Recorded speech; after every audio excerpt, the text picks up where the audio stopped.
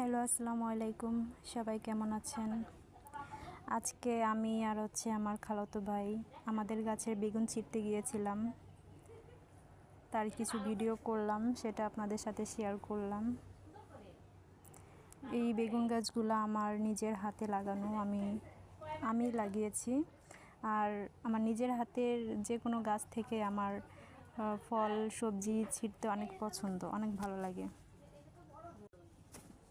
এই যে আমার খালাতো ভাই, ও খুব ছোট। ওকে আমি বলছিলাম যে তুমি বেগুনের ঝুড়িটা আমাকে ধরে দাও। ও বুঝতে পারতেছিল না। ও মনে করছে যে আমি ওর কাছ থেকে বেগুনগুলো চাইছিলাম, এর জন্য বারবার শুধু বেগুনগুলাই আমাকে দিচ্ছিল।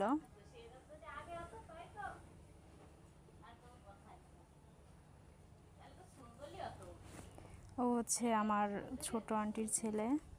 ও সবসময় আমার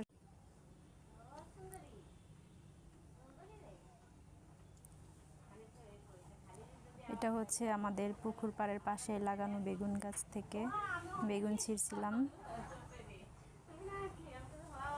তারপর আমার খালাতো ভাইকে বলছিলাম যে বলতেছিলাম যে তুমি বেগুনের ঝুড়িটা নিয়ে এসো। তারপর ও ঝুড়িটা নিয়ে আস্তে আস্তে হেঁটে হেঁটে আসতেছি। তখন ওর একটা ভিডিও করলাম। ওকে বলছিলাম যে তুমি বাড়িতে আসো, কিন্তু বুঝতে পারতেছিল না। ওইটা নিয়ে আমাদের বাড়ির পাশে যে সে রাস্তায় চলে যাচ্ছিল।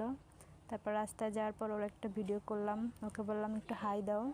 ও তখন ক্যামেরার সামনে যে হাই দিচ্ছিল।